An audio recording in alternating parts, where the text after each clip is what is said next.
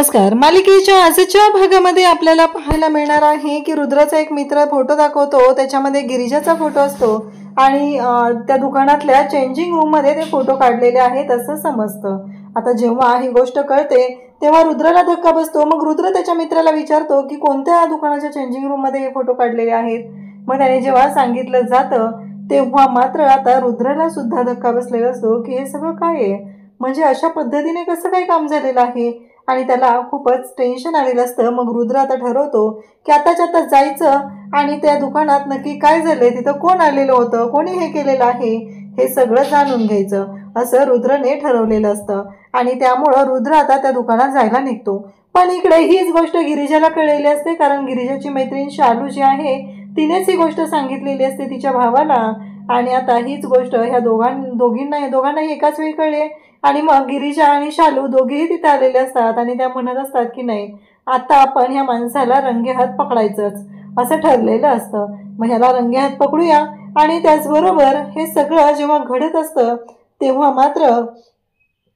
मात्र इकडे आता त्याला पोलिसांनी अटक केलेली आहे, कारण रुद्रला तिथे रंगेहात पकडल्यामुळं हा सगळा गोंधळ झालेला असतो. तिला असं वाटत असतं की रुद्रने हे सगळं केलंय. रुद्रची आत्या तिथे येते आणि विचारते कोणी केलं हे सगळं, कोणी पोलीस कंप्लेंट केलेली.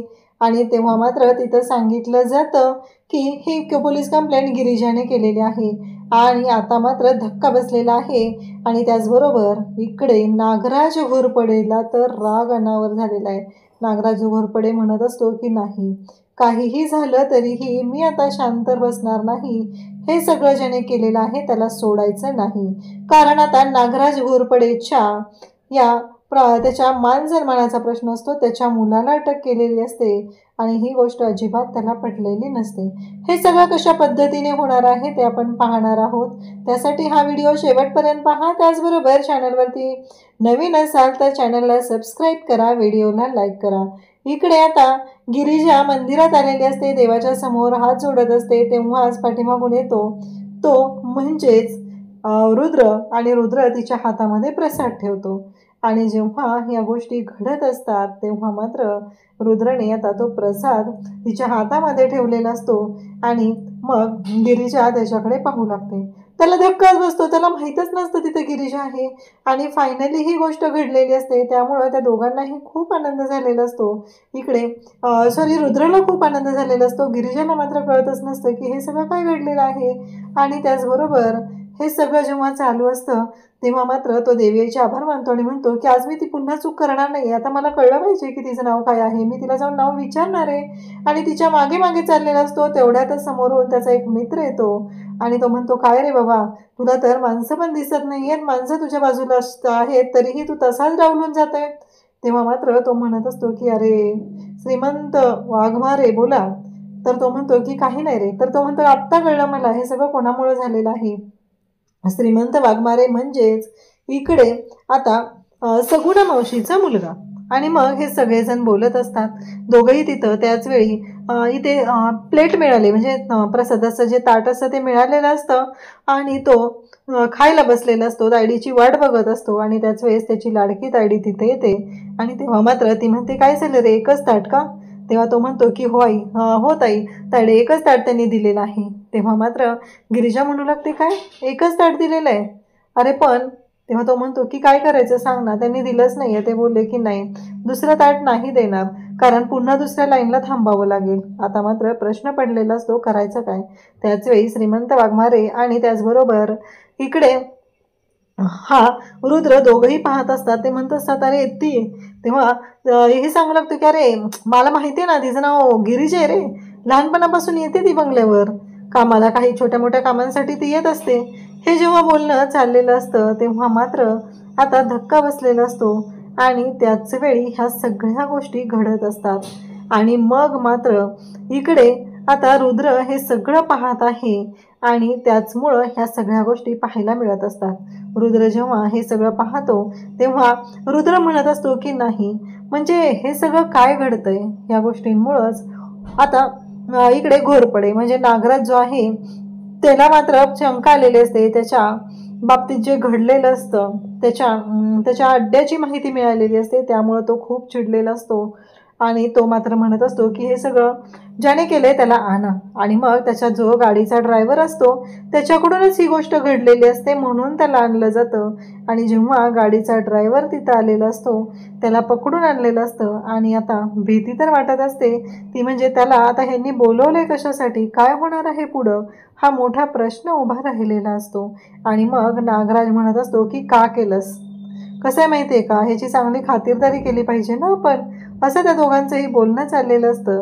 आणि त्याच वेळी मग दारूचे पेक भरा, कसं आहे माहिती आहे का, जरा तोंडात गेलं की मग हे जर डोकं शांत होईल आणि जीभ चालायला लागेल, असं म्हणत नागराज त्याला बोलत असतो. आणि इकडे मात्र आता ते जेवणाचं जे ताट आहे प्रसादाचं ते घेऊन दोघं जेवत बसलेले असतात. आणि त्याच वेळी हे दोघं जण म्हणत असतात की काय रे मग मग जायचं का, असं त्यांचं बोलणं चाललेलं असतं. दोघांच्याही मनात आहे ना तसं काही नसतं, परंतु आता भीती तर असते. तेवढ्यातच तो म्हणतो की अगं माझी आई आली तिथं, बघ कोण आले.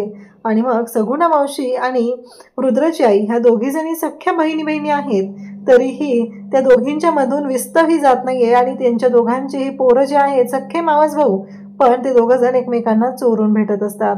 हे बोलणं दोघांमध्येही सुरू असतं. तेव्हा सगुणा मावशी विचारते, काय ग गिरिजा, इथं काय करतेस. तेव्हा ती म्हणत असते की काय नाही, आज वाढदिवस होता ना. आणि इकडे हा सांगायला लागलेला असतो की प्रसादाचं का खाताय म्हणून. आता मोनूला मात्र सगळं सांगून टाकायचं असतं. मोनू म्हणत असतो की ते काय झालं बाने, आणि मग ही त्याला ओरडते आणि गप्प बस रे, काय चाललंय तुझं. सगुणा मावशी म्हणते काय चाललंय गिरिजा, मला सांगशील का तू कशामुळे इथं थांबलेलं आहे. ती म्हणते की अगं देवीच्या प्रसादासाठी आलेलो, पूजेसाठी आलेले, आज माझा वाढदिवस आहे म्हणून. आणि मग हे सगळं घडलेलं आहे.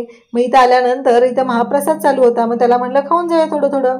गिरिजा म्हणते की चल मावशी निघते मी आता, मला ना उशीर होतोय आणि अंधार पण पडत चाललाय ना ग, असं म्हणत चाललेली असते. त्याच वेळी रुद्र आणि त्याचबरोबर हा जो वाघमारे आहे ते दोघंही बोलत असतात. वाघमारे म्हणत असतो की अरे आज तिचा वाढदिवस आहे ना, असं दोघांचंही बोलणं चाललेलं असतं. आणि मग आई बघितलं ना तिच्याकडे, मग ती दोघं जण बोलत असतात. तेव्हा रुद्र म्हणत असतो हो का, आणि रुद्र गालातल्या गालात हसत असतो.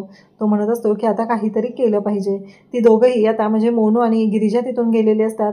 ह्या दोघांचं बोलणं चाललेलं असतं. आणि इकडे गिरिजाचं खरं तर पोट भरलेलंच नसतं. ह्या ज्या गोष्टी घडलेल्या असतात त्या भयानक अशा पद्धतीने झालेल्या असतात आणि गिरिजाला माहितीच नसतं की काय होणार आहे. आणि इकडे या दोघांमध्येही छान अशा गप्पा चालू असतात. परंतु घडतं असं की आता गिरिजा घरी आल्यावर मोनूला म्हणू लागते की काय गरज होती तू सांगायची, तू काय सांगत होता सगळ्यांना, असं बोलत असते. तेव्हा मात्र गिरिजा आला, तो म्हणत असतो की अगं तायडे मी खोटं काय बोलत होतो सांग बरं, तू सांगितलं ना खोटं नाही बोलायचं, आणि मावशीला तर सगळं माहितीच आहे ना, म्हणून तर मी मावशीला सगळं सांगत होते. मग तो असं ते बोलत असतो. तेव्हा मात्र गिरिजा म्हणते की नाही, तुला मी सांगितलंय ना, कसं आहे आपले प्रॉब्लेम आपण सोडवायचे, मावशीला जरी माहिती असलं तरीही तिला नाही सांगायचं याबद्दल काही, असं ती सांगत असते, त्याला समजवत असते. परंतु इकडे तो म्हणत असतो पण मावशीला माहिती आहे म्हणून तर मी सांगत होतो ना. तेव्हा तो म्हणतो की ठीक आहे. आणि मग घरी आल्यानंतर तो म्हणू लागतो की अगं बघितलं का काय झालंय, अगं तायडे हा बघ ना केक आलाय, आणि तुझ्या बर्थडेसाठी केक आलेला आहे, मग कोणी पाठवला असेल केक, बरं चला आता आपण केक कापून घेऊया, असं बोलणं चाललेलं असतं. आणि त्याच वेळी केक कापायला घेतला जातो. आणि मग तो म्हणत असतो की happy birthday to you Tayade, त्याचबरोबर गॉड ब्लेस यू, असं तो बोलत असतो. इकडे आता तो ड्रायव्हर आहे त्याला पेक भरले जात असतात. त्याला सांगितलं असतं की पी आता, आणि तो काही पित नसतो. त्याला म्हणत असतात की काय मग सांगितलंय कळतंय ना, आता काय करायचं आहे ते, मग गुपचूप सांगितलेलं आहे ते ऐकायचं आहे, असं चाललेलं असतं. आणि तेव्हा मात्र आता त्या ड्रायव्हरला विचारलं जातं की तू काल त्या इन्स्पेक्टरसोबत काय करत होता, कसं आहे त्याने पेक भरले, तुझी जीभ चालायला लागली आणि तू माझ्या अड्ड्याचा पत्ता दिला. तो म्हणतो माफ करा मालक, माफ करा, जीव गेला तरी मी सांगतो की ते सगळं माझं होतं म्हणून सांगतो, तुमच्यावर काही येऊ देणार नाही. तेव्हा तो म्हणतो बरोबर आहे, जीव गेला तर तू सांगूच शकणार नाही आहे, त्याच्यामुळं प्रश्नच मिटलेला आहे. आता हा पेक घ्यायचा आणि गुपचूप सगळंच हे करायचं, कसं असंही तुझी जमीन माझ्याकडे, तुला तर न्याय मिळाला पाहिजे, असं बोलणं चालू असतं. आणि त्याच वेळी इकडे या सगळ्या गोष्टी जेव्हा घडत आहेत तेव्हा मात्र तो ओरडत असतो. आणि त्यावेळेस तो म्हणत असतो की नाही मालक माफ करा, आई आहे घरी, बायको आहे, आई आजारी असते, असं सगळं त्याचं बोलणं चालत असतं. आणि तेव्हा मात्र इकडे नागराज मात्र तो म्हणत असतो मी सख्या मेहुण्याला सोडलं नाही, फक्त त्याला जिवंत ठेवलाय तोही माझ्या बहिणीच्या कपाळावरचं कुंकू राहावं म्हणून, बाकी कोणत्याही गोष्टीसाठी नाही. इथे मंदिरात सगून आलेली असते, देवीच्या पुढे मागणं मागत असते की अगं देवी खरंच म्हणजे मी तुला प्रत्येक वर्षी येऊन इथं मी जागर घालत आहे आणि त्याच दिवशी त्या नागराचं त्या नागोबाचं मी श्राद्ध घालत आहे, अशा पद्धतीने ती बोलत असते. परंतु या सगळ्या गोष्टींमुळे तिला वाईट वाटलेलं असतं. त्या नराधमाने माझ्या नवऱ्याला अडकवलेलं आहे आणि देशोधडीला लावलेलं आहे. माझा नवरा कुठं असेल, कधी येईल तो परत, असे अनेक प्रश्न पडलेले असतात आणि ती मात्र विचारत असते. त्याचबरोबर इकडे आता नागराजने ठरवलेलं असतं की ह्याला संपवून टाकायचं आहे आणि म्हणूनच नागराज संपवण्यासाठी जे काय करता येईल ते सगळे प्रयत्न त्याचे चालू असतात.